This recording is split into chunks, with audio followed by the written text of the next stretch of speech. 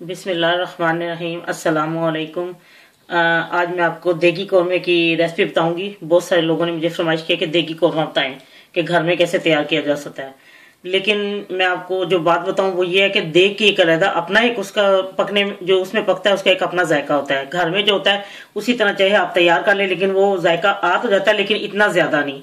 तो अब मैं आपको बताती हूँ उसमें किन किन चीजों की जरूरत है। गोश्त मैंने लिया आधा किलो, बकरे का गोश्त है और इसको मैंने उबाल लिया है। तो ये इतना कि वो आधा गल गया है। अब मैंने जो फिर मैंने इसको निकाल के और यखनी मैंने ले लिया आधा कप, वो बाद में इसको डाल के मैं पकाऊंगी। और उसके बाद मुझे जिन चीजों की जरूरत है वो है प्याज मैंने एक बड़े साइज का लिया, उसको स्लाइस करके उसको मैंने तल लिया और मैंने इसको चूरा कर लिया है। उसके बाद आधी चमची सुरख मिर्च, आधी चमची नमक और 1.5 चमची पिसा हुआ धनिया। लेकिन अगर आप 1 टेबल स्पून भी लें चाहे 1 चमचा भी लें चाहे तो लेवल पे लें, बहुत ज्यादा भर के ना लें। 1 चमची अदरक पेस्ट, 1 चमची लहसुन पेस्ट। ये स्पेशल देगी कौरमे का ये स्पेशल मसाला है। इसमें मैंने लिए 8 अदद लौंग, 8 अदद छोटी इलायची और 6 अदद मैंने बड़ी इलायची और 1/4 चमची जायफल, 1/4 चमची जवतरी। और इन सारों को मैंने पीस लिया है और उसमें से मैंने आधी चमची ये इसमें आधा किलो गोश्त में डालने के लिए है। ये स्पेशल देगी कौरमे का ये मसाला है।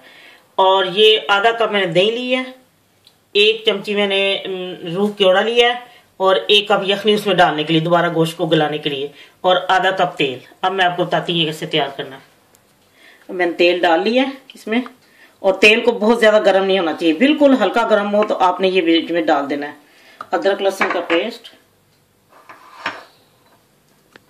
नमक मिर्चें और ये जो है धनिया पाउडर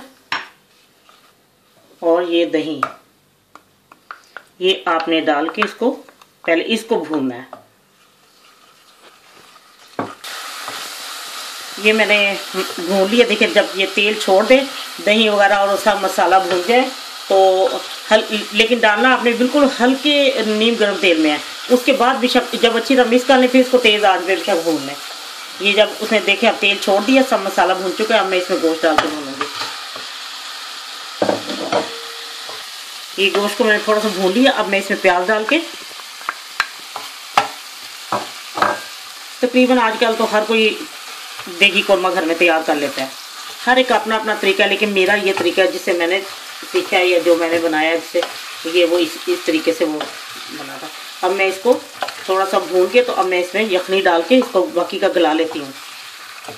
नॉर्मल गोश्त को कच्चा डाल के भूनना था क्योंकि टाइम का होता है, तो फिर मुझे इसलिए मैं थोड़ा सा पहले गोश्त को गला लेती हूँ। ये अब मैं इसको थोड़ा सा पानी डाल के यखनी डाली है मैंने।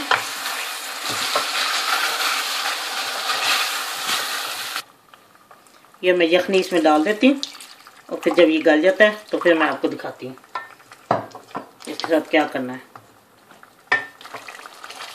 ये गोश्त गल चुका है और अब मैं इसको भून रही हूँ। मसाला भी सब हल हो गया, प्याज भी बीच में अच्छी तरह हल हो गया। ये अब गोश्त कुछ भून चुका है और अब मैं इसमें ये वो मसाला जो मैंने स्पेशल देगी कौरमे का मसाला है वो मैंने इसमें डाल दिया है। और अब मैं इसको अच्छी तरह भूनती हूँ, फिर उसके बाद मैं आपको बताती हूँ इसको क्या करना है। ये अब भून चुका है, देख लें सारा उसने तेल छोड़ दिया गोश्त ने और ये भून चुका है। अब मैं इसमें 1 गिलास पानी डाल दूंगी और इसको मैं एक उबाला देके तो हल्की आंच पे इसको मैं 10-15 मिनट के लिए दम देती हूँ कि ये सारा तेल वगैरह ऊपर आ जाए और इसकी सब जो है अच्छी तरह हो जाए हाल वगैरह। और एक उबाला आने दूं, फिर मैं आपको बताती मैंने इसमें रूह क्योड़ा डाल के इसको दम दे देना है। ये अब कुछ उबाला आ चुका है काफी देर, और अब मैं इसमें ये रूह क्योड़ा डाल के इसको मैं दम दे देती हूँ और इसको 10 मिनट के लिए मैं दम देती हूँ। फिर मैं इसको उतार के आपको डिश आउट करके दिखाती हूँ। लीजिए देगी कौरमा तैयार है। और बस एक चीज का ख्याल रखें कि प्याज जो आप पहले फ्राई करती हैं बहुत ज्यादा उसको जलाना नहीं, हल्के ब्राउन हो जाए तो उसको निकाल के ऐसे उसको जरा थोड़ा सा प्लेट में दोनों हाथों से ऊपर नीचे करेंगी तो वो क्रिस्पी हो जाते हैं। अगर नहीं होते तो कोई बात नहीं, आप उसको पीस भी ले सकती हैं सालन में डालने के लिए, और हाथों से भी छोटे छोटे साथ ही गोश्त के डाल दे तो वो आराम से गल जाते हैं।